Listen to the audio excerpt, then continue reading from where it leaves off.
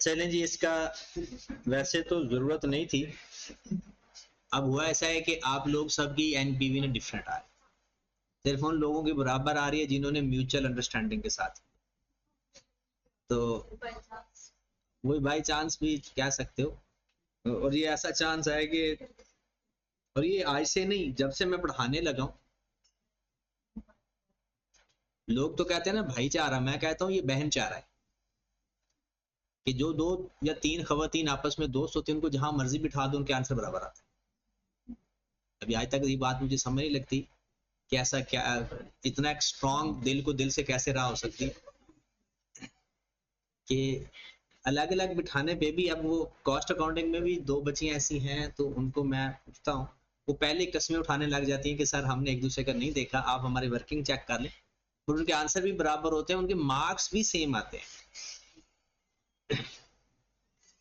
अच्छा जी, ये क्वेश्चन जब एमएफए तो पहले था ही नहीं ना सब्जेक्ट कैफ के अंदर, ये 2022 में इंट्रोड्यूस हुआ था, और ये टॉपिक कॉस्ट अकाउंटिंग में हुआ करता था, बजटिंग भी कॉस्ट अकाउंटिंग में हुआ करता था।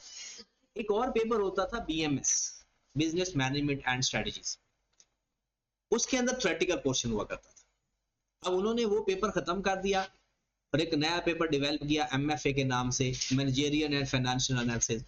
अब ये भी खत्म हो गया ऑलमोस्ट, और नई स्कीम में नया पेपर आ रहा है, तो स्कीम अप्रूव भी हो गई है। अब वो 2000 तकरीबन ऑलमोस्ट, बस अब सिग्नेचर रह गए हैं और वो कहते हैं कि जून के अंदर हो जाए, तो जनवरी से स्कीम अप्लाई हो जाएगी। तो जनाब ये सवाल आया था स्प्रिंग 2022 के अंदर, पहली दफा 15 मार्क्स का ये क्वेश्चन आया था। कहता है using NPV value method recommend whether CWL should set up kiosk, all cash flow occur at the end of the year except of the cost of setting up kiosk। कहते हैं बाकी सारे eight the end of the each year cash flow कर हुए हैं सिवाय जो कायोस की सेटअप कॉस्ट है। ओके, अब इसके बारे में उसने हमें कुछ बता दिया कि CWL is engaged in selling men activewear through its retail outlet. The extract from CWL last year management accounts have been provided as well। यहां पर ये बात इंपॉर्टेंट है कि वो जी क्या लिख रहा है, लास्ट ईयर, मतलब पहले उसने लास्ट ईयर का डाटा आपको प्रोवाइड किया, और किसका प्रोवाइड किया, रिटेल आउटलेट। उसकी सेल्स हुई है 5000 units at the rate of 2500, 12500 in thousand. Cost of sale है 6875 और ग्रॉस प्रॉफिट गिवन है, ये लास्ट ईयर का डाटा। देखिए सवाल को ना कंट्रोल करके चला करो, तुक्के नहीं लगाया करो, आपको पता भी होना चाहिए जो कर रहे हो वो क्या कर रहे हो। The management is considering setup kiosk in 4 major shopping mall. आप 4 शॉपिंग मॉल के बाहर या अंदर अपना वो एक कायोस्क सेटअप लगाना चाहते हो, मतलब एक स्टॉल, जिसे हम कहते हैं ना स्टॉल लगाना। The finance manager has gathered following data in this regard। आपका फाइनेंस मैनेजर ये डाटा लेकर आपको देता है। अच्छा, ये जो एनालिसिस का हम कर रहे हैं ना, दो तरह के एनालिसिस होते हैं, एक फाइनेंशियल एक नॉन फाइनेंशियल। ये फाइनेंशियल एनालिसिस है। नॉन फाइनेंशियल एनालिसिस क्या होता है, मतलब जिसमें हम सेल परचेज इन्वॉल्व ना हो, अदर फैक्टर्स देखे जाएं।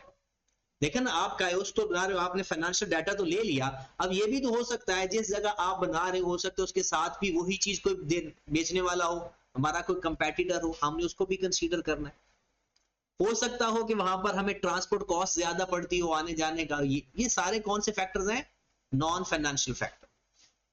तो नॉन फाइनेंशियल फैक्टर भी हमारे सिलेबस में है। वो जो हमारा थ्योरेटिकल पोर्शन है ना, वो मैनेजमेंट जिसे आप कहते हो मैनेजेरियल पोर्शन, वो बेसिकली नॉन फाइनेंशियल फैक्टर्स है। कहता है कि जनाब kiosk will setup at cost 250,000 each.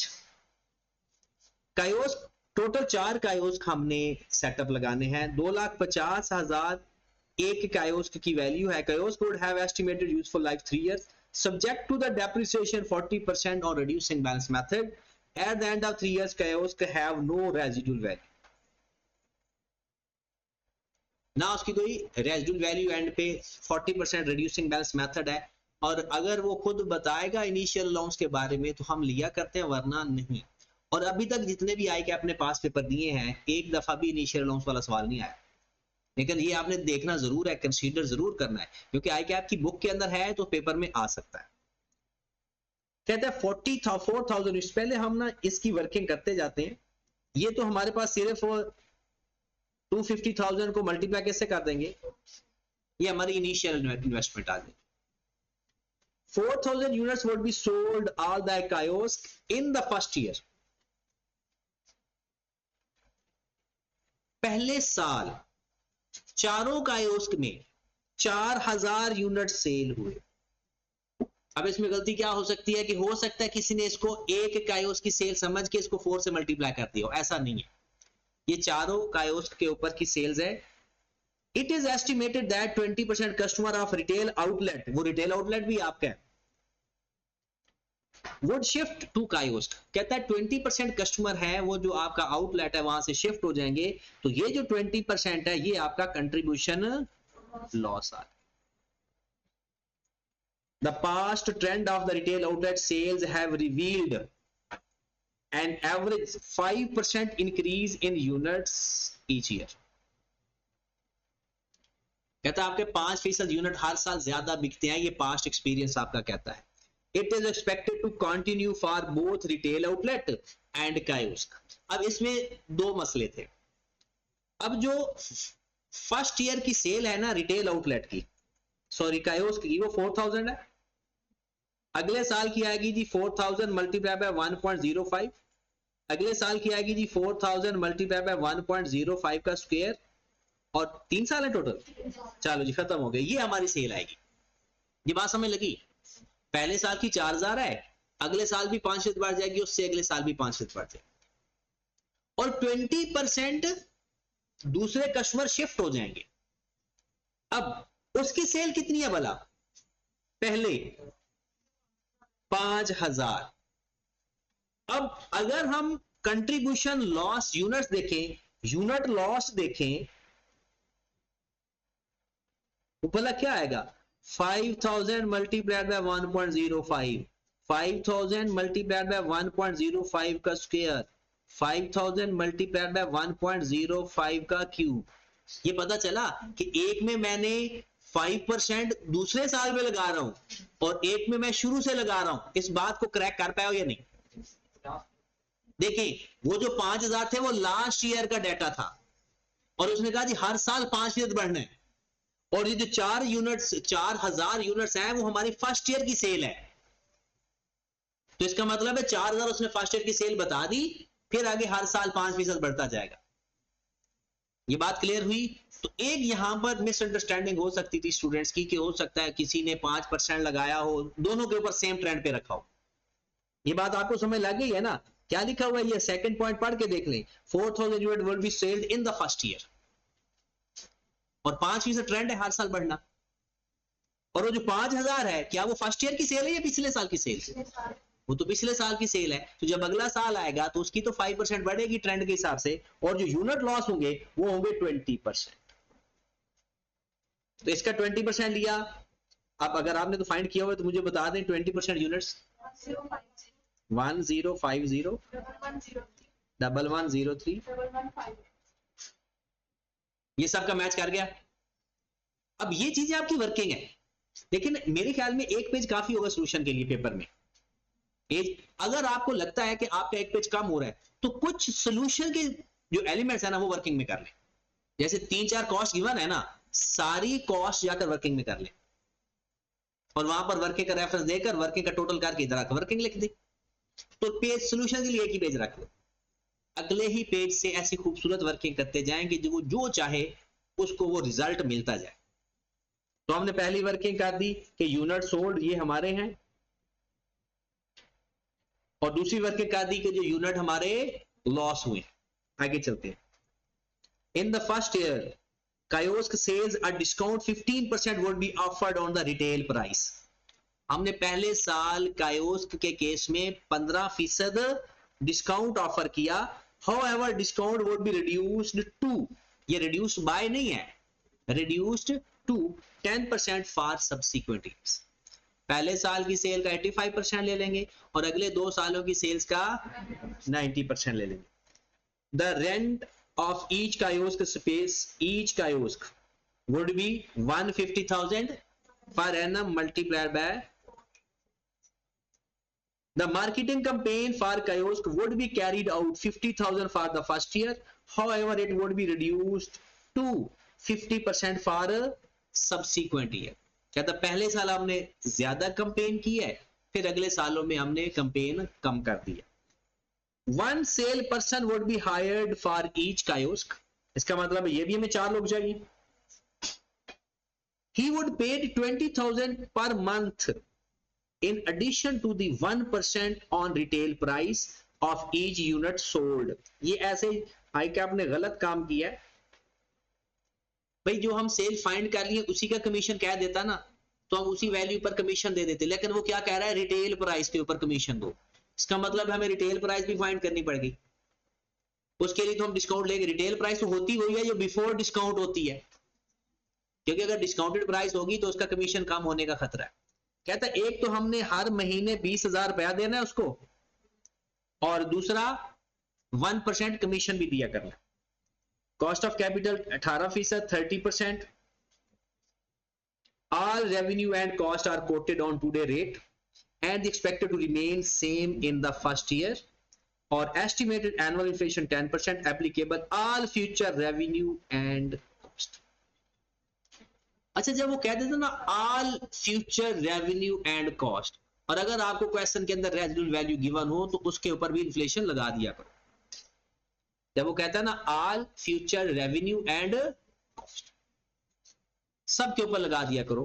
अब हमारे पास आ जाता है जनाब, ये सवाल सबसे ज्यादा स्ट्रेट फॉरवर्ड, यानी इसके अंदर कोई भी चीज अजम्पशन वाली नहीं है कि हम ये कहें कि आगे क्वेश्चन कुछ आएंगे जिसमें iCap वैसे इसमें मैच्योर हो रहा था, लेकिन स्कीम चेंज होगी.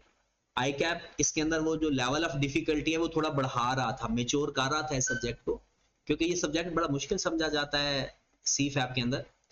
तो इसलिए iCap ने ना बहुत आसान पेपर सेट करता है कि कैफ के अंदर कहीं बच्चे परेशान हो जाए, लेकिन इसका रिजल्ट बहुत अच्छा होना शुरू हो गया. और iCap को पता है रिजल्ट अच्छा आना शुरू हो जाए तो उसे कुछ होना शुरू हो जाता है. तो इसलिए iCap ने थोड़ा सा 1-2 पेपर बेहतर दिए, लेकिन रिजल्ट इसका फिर भी नीचे नहीं आया. इसका सबसे गंदा रिजल्ट एक दफा आया था 40%, वरना 50, 55, 58% के राउंड बोर्ड इसका रिजल्ट रहता है. उसकी वजह क्योंकि इसके अंदर 2 पोर्शन है, एक थ्योरेटिकल एक न्यूमेरिकल. अगर कोई एक साइड से कोई चीज मुश्किल आ जाए ना तो दूसरी साइड से बंदा निकल जाता है.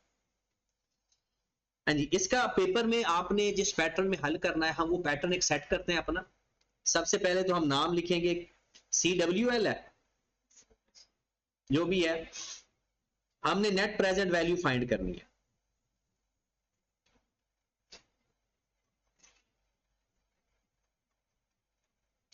अगर साल बताया हो तो लिख दिया करो, जरूरत नहीं होती.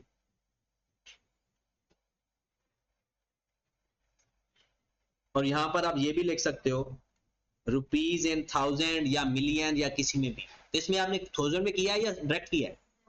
अगर डायरेक्ट किया है तो फिर कुछ लिखने की जरूरत, ये मैंने लाइन ऐसी लगाई है ताकि हमें ना थोड़ा सा बेहतर प्रेजेंटेशन हो जाए.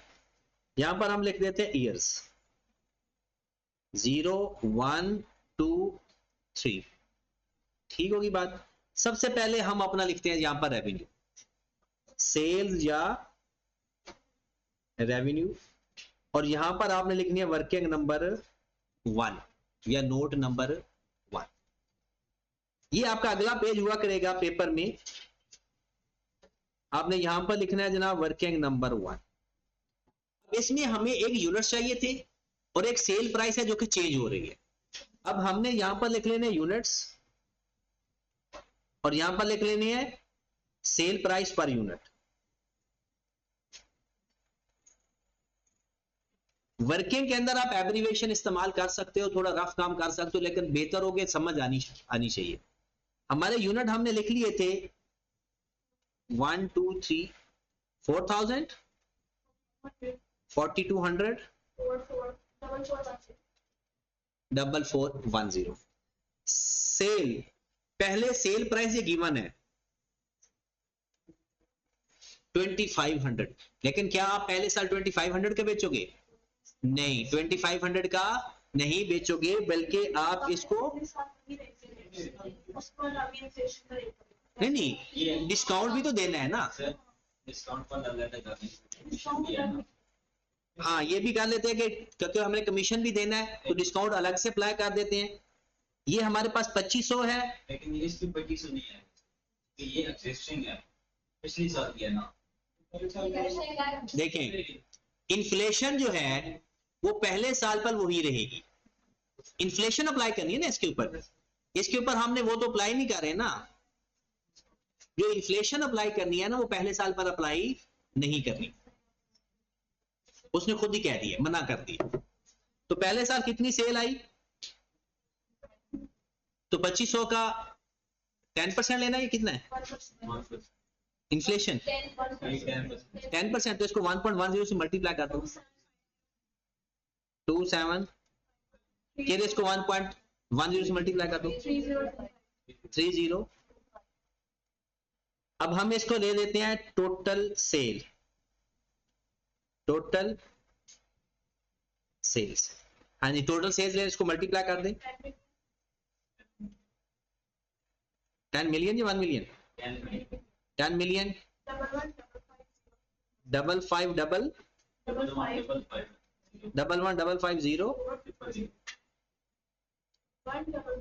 133 40 40250। चेक कर ले इसको। डन। पेपर में आप डायरेक्ट चीजें इस्तेमाल कर सकते हो, कोई मसला नहीं होता। यहाँ पे टोटल सेल्स हमारी आ गई और ये विदाउट डिस्काउंट के, क्योंकि इसका हमने कमीशन भी देना है। ये रिटेल प्राइस के ऊपर हमारे पास आ गया। अब हमारा जो नेट रेवेन्यू आएगा, net of discount, sales net of discount. पहले के ऊपर कितना डिस्काउंट है? 15%। तो इसका 85% ले लें डायरेक्टली, 8.5 मिलियन। और इसका 90% ले लें दोनों का, 1039.5। और इसका भी 90% ले लो, 1200.6। ये चेक कर लें अपना अपना सोल्यूशन साथ। ये हमारा रेवेन्यू आ गया नेट ऑफ डिस्काउंट। ठीक होगी बात? ये हमारी वर्किंग नंबर 1 भी कंप्लीट होगी। यहां पर हमने एक लाइन लगाई कि ये हमारी वर्किंग नंबर 1। अब जाकर हम अपने वर्किंग नंबर 1 का फिल कर लेते हैं। पहले कितना अमाउंट आ रही है? 85 मिलियन। 8.5 मिलियन। दूसरा 103.95 000। फिर 1200 622 ओके की बात। ये हमारे, उसके बाद हम यहां पर हम लिख देते हैं कंट्रीब्यूशन लॉस।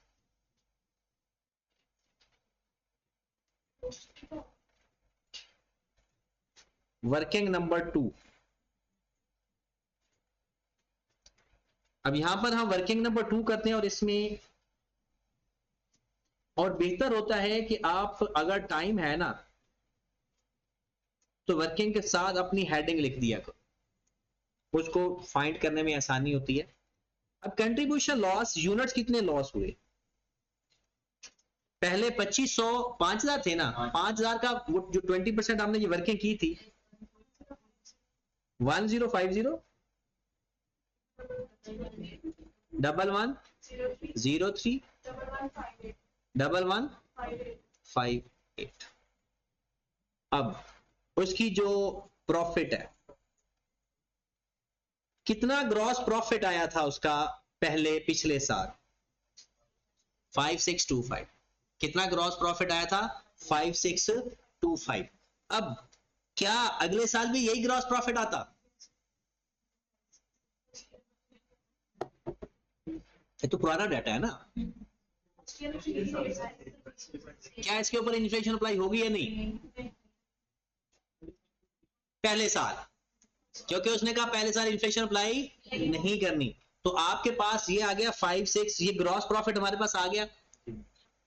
अब ग्रॉस प्रॉफिट, एक इतने यूनिट हमारे लॉस हो गए और एक यूनिट के ऊपर ग्रॉस प्रॉफिट कितना आ रहा था 5625, नहीं वो सर 5 यूनिट्स का तो 5 यूनिट निकाल लेना 562500 डिवाइडेड बाय 11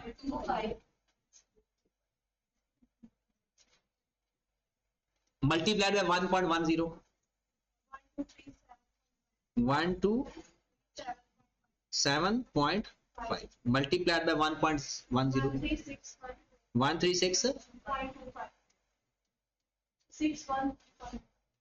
61.25। अब इनको मल्टीप्लाई करेंगे तो ये हमारे पास आ जाएगा कंट्रीब्यूशन लॉस। अब डायरेक्ट भी कर सकते थे लेकिन ये ज्यादा फिजिबल तरीका होता है। अमाउंट कितनी आ गई जनाब, कंट्रीब्यूशन लॉस 1364 963 1576 328। कंट्रीब्यूशन लॉस आ गया हमारे पास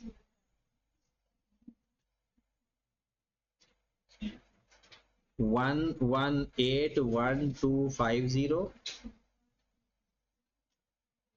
1364963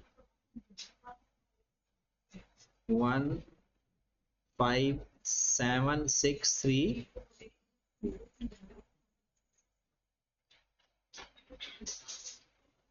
ये हमारे पास दो वर्किंग आ गई। उसके बाद ये चीज तो अभी एंड पे करनी है, डेप्रिसिएशन वाला 4000 वाला पॉइंट हो गया, ये वाला पॉइंट हम कंसीडर कर चुके हैं, ये 15% वाला मामला हो गया। रेंट आ गया, रेंट हम ना 1.5 लाख पे कर रहे हैं मल्टीप्लाइड बाय 4। कॉस्ट ऑफ कितने परसेंट है, अच्छा ऐसे ना आप वो सीपीएस बना लेना। कॉस्ट ऑफ सेल पे ऐसा करें कि 5-6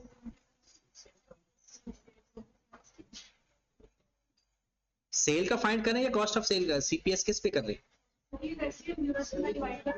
हाँ पर यूनिट आ जाएगी 687500 डिवाइडेड बाय 5000 13। और वैसे आप एक परसेंटेज भी बना सकते हो, वो जैसे सीपीएस नहीं बनाते हम, वो परसेंटेज ले लो सेल के ऊपर, वो सीपीएस अप्लाई करते जाओ तो हमारे पास आ जाएगा। हाँ जी, cost of sale, cost of sale तो वैसे पहले लिख लेनी चाहिए थी, चलो वर्किंग नंबर 3 का लो या वर्किंग नंबर 2 से ही एडजस्ट हो सकती है। यहां पर हम कॉस्ट ऑफ सेल फाइंड कर लेते हैं, पेपर में आप नीचे लिखेंगे। हाँ जी 4000 यूनिट है, एक यूनिट की कॉस्ट ऑफ सेल कितनी आ रही है, मल्टीप्लाई कर दें 5.5 मिलियन। अब कॉस्ट ऑफ सेल को 10% से मल्टीप्लाई करें और फिर 4200 से मल्टीप्लाई कर दें 6352।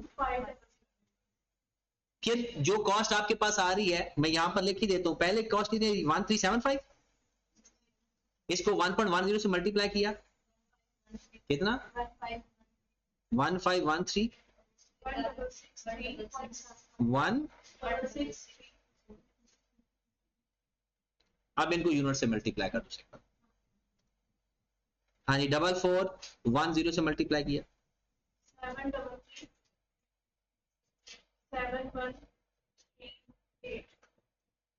733713। चलिए जी अपना अपना कंपेयर साथ साथ करते जाओ, जिसका जो मैच नहीं करेगा वो साथ ही डिस्कस करेगा कि हो सकता है कैलकुलेशन आपकी खराब हो या ये खराब हो। हाँ जी पहले साल की कॉस्ट ऑफ सेल कितनी आ गई 5500,000,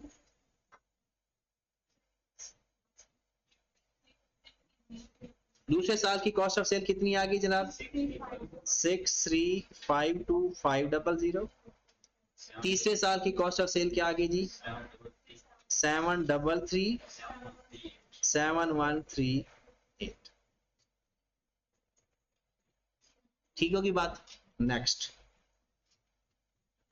रेंट पे चले जाएं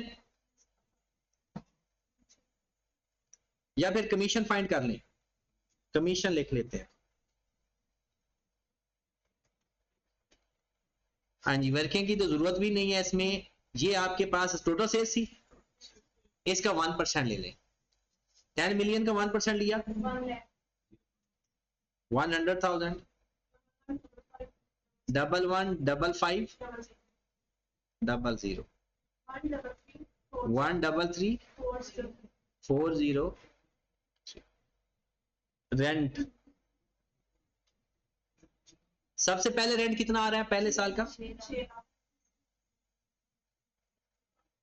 मल्टीप्लाई बाय 1.10 660,000।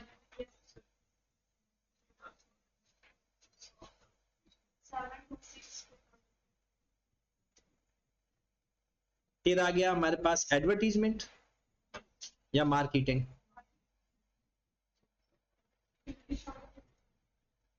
हाँ जी, पहले साल क्या है। अच्छा, इसमें एक इंटरेस्टिंग बात थी, वो कहते हैं आगे हो जाएगा 50%। तो आपने पहले 50,000 को 1.10 से मल्टीप्लाई करना है, फिर उसको हाफ करना है, क्योंकि इन्फ्लेशन तो लगेगी ना। या पहले हाफ कर के फिर आप ले लो, फिर उसमें थोड़ा सा आंसर में एक राउंड ऑफ का मसला भी आ सकता है, तो लेकिन आंसर वो काबिल कबूल होगा।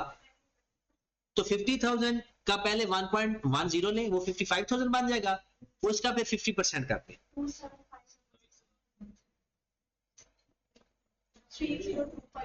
फिर इसी का ही 1.10 ले लें, ये हमारे पास कंपेन भी आ गई, साथ टिक करते जाए। ये हो गया हमारे पास, रेंट भी हो गया, मार्केटिंग भी हो गया, इसका कमीशन हो गया, इसकी सैलरी लगेगी 20,000 पर मंथ है, तो 12 से मल्टीप्लाई कर दो, साल की आ गई। फिर 4 से मल्टीप्लाई कर दो, सबकी होगी, तो कितनी आएगी salary. 960,000 multiply by 1.10 multiplier by 1161।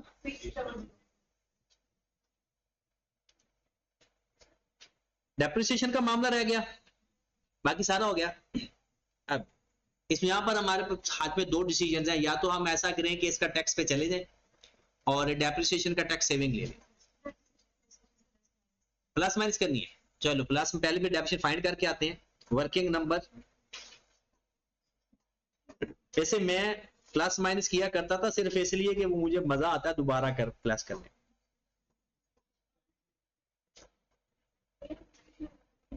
Book value और डेप्रिसिएशन। हाँ जी, सबसे पहले की क्या वैल्यू, 100,000 या 1 मिलियन। इसका 60% लेंगे, 40% है ना, तो इसका 60% लिया तो कितना आ गया 6 लाख। फिर इसका 60% लिया 3 लाख। अब इसका 40% लिया तो कितना आ गया 4 लाख। इसका 40% लिया तो 240,000 144। कितनी वैल्यू बच गई, ये 216,000 क्या चीज है भला, लॉस, क्योंकि उसने कहा जी उसकी रेजिडुअल वैल्यू 0 है। अब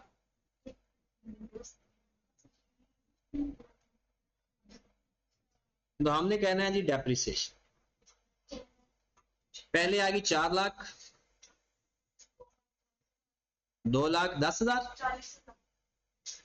2,40,000, 1,44,000। फिर हमने लिखना है लॉस ऑन डिस्पोजल, कितना है लॉस ऑन डिस्पोजल। अब ये कितने लोगों ने मिस किया, 2,16,000 गेन है या लॉस है, ये तो लिखने ही लिखना होता है।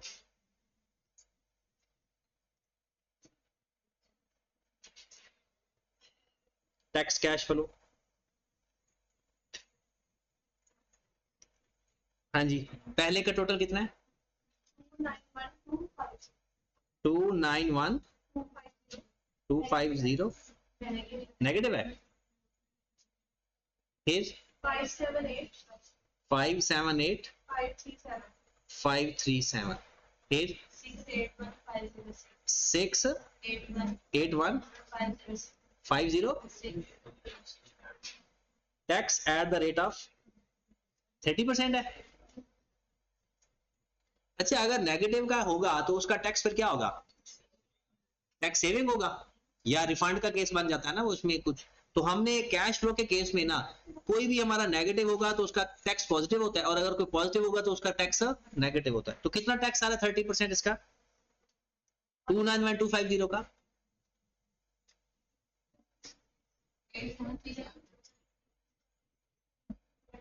87375। अच्छा, कुछ लोग ना कहते हैं लॉस आ रहा है एक तरह का तो उसके ऊपर तो टैक्स लगा ही नहीं होगा।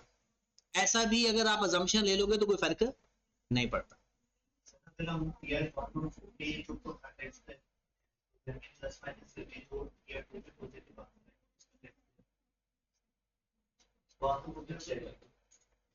नहीं, ये तो हमने कैश फ्लो को देखना होता है। अगर वो क्वेश्चन के अंदर वो कह देना कि आपको रिफंड मिलना है या ये कैरी फॉरवर्ड हो जाएगा, ये क्वेश्चन के अंदर ऐसी बातें लिखी आ जाएं तो इसको लाजमी कंसीडर करना है, वरना नेगेटिव के ऊपर वो टैक्स नहीं भी लेते। अगर वो कहता है कि इसका कैरी फॉरवर्ड होना है तो फिर ले लेते हैं, और अगर वो साइलेंट तो फिर अजम्पशन है कि आप लो तो भी ठीक है, ना लो तो भी ठीक है। इसका टैक्स कितना आ रहा है 30%? आई कैप ने लिया हो या नहीं? दिया हुआ ना। इसका कितना आ रहा है?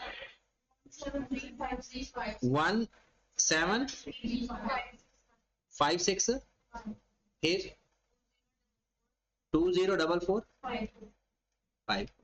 अच्छा, हम मोस्टली यही करते होते हैं कि अगर हमने जिसके ऊपर टैक्स ले रहे होते हैं अगर वो नेगेटिव आ जाए तो उसका टैक्स पॉजिटिव कर देते हैं, और अगर पॉजिटिव आए तो उसका टैक्स नेगेटिव कर देते हैं। हम फिर वो थोड़े रूल्स, उसके बाद आ जाएगा एड बैक डेप्रिसिएशन। क्या हुआ? कितना है? देखें, ये ऐसा होता है हम ये कोई टैक्स निकाल नहीं रहे, ये टैक्स का इफेक्ट ले रहे हैं। तो टैक्स का जो इफेक्ट है, जब आपका कोई नेगेटिव बैलेंस आ जाएगा ना, उससे आपका प्रॉफिट कम हो रहा होता है। तो प्रॉफिट अगर कम हो जाता है तो उसका टैक्स सेव हो जाता है। तो इसलिए कैश फ्लो के अंदर ना मोस्टली टैक्स ले लिया जाता है कि अगर वो कोई कैश फ्लो नेगेटिव आ रहे हैं तो उसका टैक्स पॉजिटिव आ जाएगा, और पॉजिटिव आ रहा है तो उसका टैक्स नेगेटिव आ जाएगा।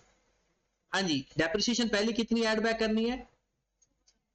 4 लाख, 2,40,000, 144,000। फिर लॉस ऑन डिस्पोजल भी ऐड बैक करना है, 2,16,000। खत्म होगी बात। हाँ जी, इसे हम बोलते हैं नेट कैश फ्लो। सॉरी, अभी इनिशियल इन्वेस्टमेंट एक रहेगी। इनिशियल इन्वेस्टमेंट वो कितनी थी?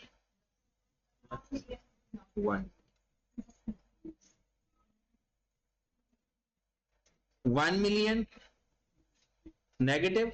इसका टोटल कितना आ रहा है जी ईयर 1 का?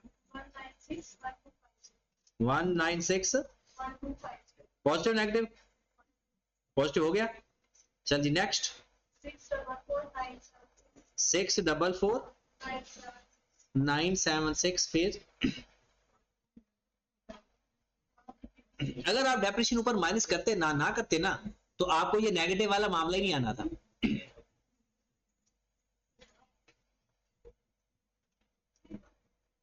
कितना आ रहा है?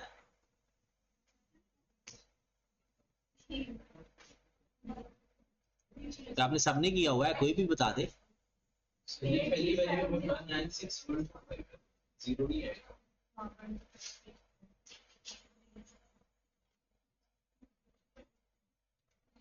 आखिरी वैल्यू बताए कितनी आ रही है? 837।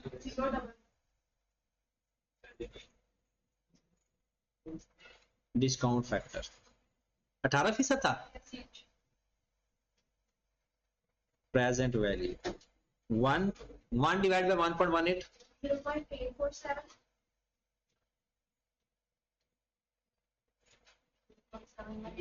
718 80609। हाँ जी, प्रेजेंट वैल्यू पहले तो आ गई 1 मिलियन। 166 118 24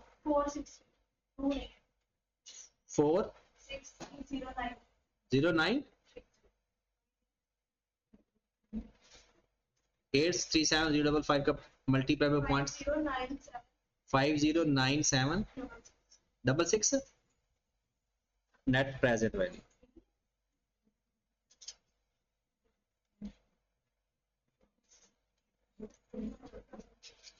हाँ जी, करो जरा इसमें से प्लस माइनस। 9 10 आ तो पॉजिटिव ही रही है।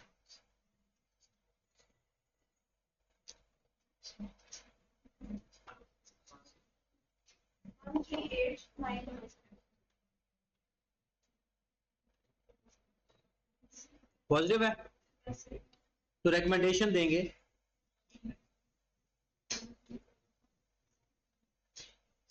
इसमें राउंड ऑफ से कोई मसला अगर हो जाए तो वो देख लेना। ओके, हम कहेंगे कि net present value of kiosk is positive, so CWL था या WCL था? CWL should set up kiosk.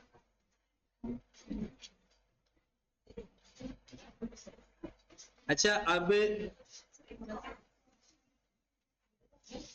आप अगर चाहें तो, नजर आ रहा है या ज्यादा छोटा हो गया? थोड़ा सा बड़ा कर दो। ये वाला पोर्शन और छोटा भी कर सकते हो, ये वाला। वो किस तरह से कर सकते हो कि आप लोग ये वाला सारा काम जो एक्सपेंसेस वाला है या डेप्रिसिएशन समेत सारा ये वर्किंग में कर लो और डायरेक्ट ही आकर माइनस कर लो। ये बार बार वो ब्रैकेट लगाना ना, ये अजीब सी हेक्टिक सी रूटीन बन जाती है, ठीक है ना? तो ये सारा पोर्शन वर्किंग में करके खूबसूरत का और वर्किंग का रेफरेंस दो और ऊपर रेवेन्यू लिखो और नीचे या डायरेक्ट आप सारे का सारा टैक्स कैश फ्लो वर्किंग में करके आ जाओ और यहाँ पर डायरेक्ट कर लो, ताकि आपका जो पहला पेज है ना उसकी खूबसूरती पे कोई फर्क ना पड़े। चले जी, कल का आपका जो सवाल है वो है इस्लामाबाद यूनिवर्स वाला। ये आपने करके आना है। वैसे तो आप दो सवाल भी आप कर सकते हो, लेकिन कल सिर्फ एक, क्योंकि कल भी पीपी की क्लास होगी बच्चों की, तो इसलिए ये 2 दिन में 2 सवाल और फिर ये टोटल इसके हैं ही 7 सवाल। और कल आपका टेस्ट भी है, एक सवाल मैं टेस्ट में दे दूंगा, कोई एक पास पेपर का, ठीक है? और बाकी जो सवाल है वो हम कर लेंगे।